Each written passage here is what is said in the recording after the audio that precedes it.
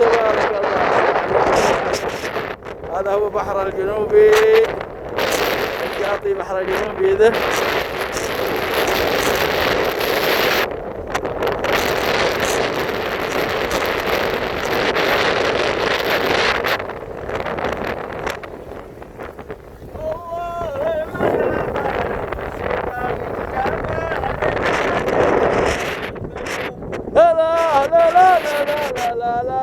يا بحر جدة عشا القلوب.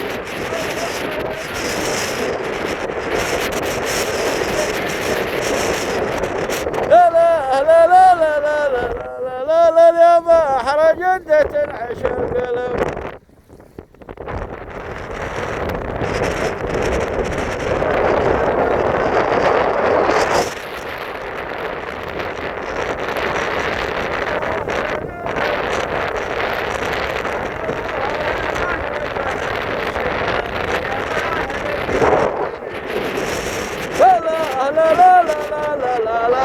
يا بحر جدة عشا القلوب. لا لا لا لا لا لا لا يا بحر جدة عشا القلوب. صادق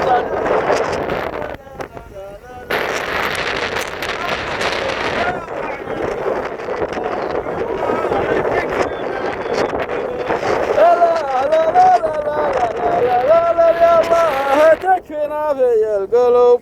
أقولها وعناك يا وادك. لا لا لا لا لا لا لا لا لا يا الله طلبتك وكفنا القلوب.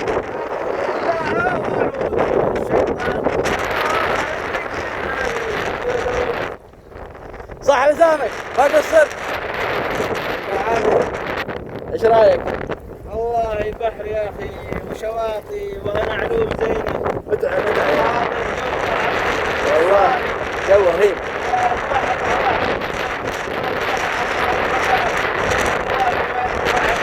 يعني انت هذا كلب كان سهل الباحة. سهل البحر. الله اعطاهم المطر وحنا الله اعطانا البحر. ايه بس نحن البحر على طول، هم على الباحة مؤقت.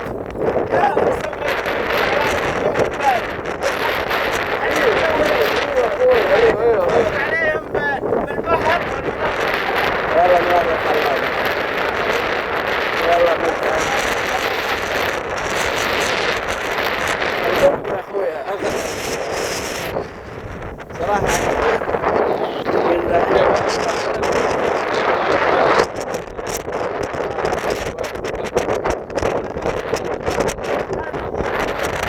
ياخذها يمين ويسار، وهذا يسمونه الجيولوجيا المد والجزر. ايه يعني مد. شوف هنا فاضي، يعني انا المنطقة هذه فاضية ما فيها. سبحان الله. شوف هذه المنطقة والله الارض ثلاث مساحات الارض مويه ترى ما شاء الله. يعني 3/4 مويه، والربع الرابع الربع الرابع اللي هو الجفاف اللي بيعيشوا فيه الناس. اللي بيعيشوا فيها الناس. والله يا اخي صراحة الارضيه تتكون من 4 اقسام، 3 ماي وقسم واحد اللي هو صحراء. سبحان الله. سبحان الله. اللهم لك الحمد. اللهم لك الحمد والشكر على من ولا مال وطاعة الرحمن. نعم. نعمة زايدة.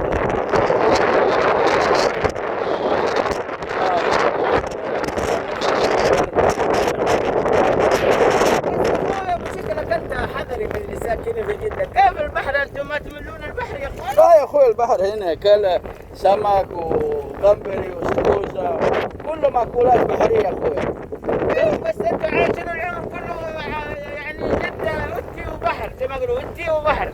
ايوه لكن حنا هناك في العرضيات عندنا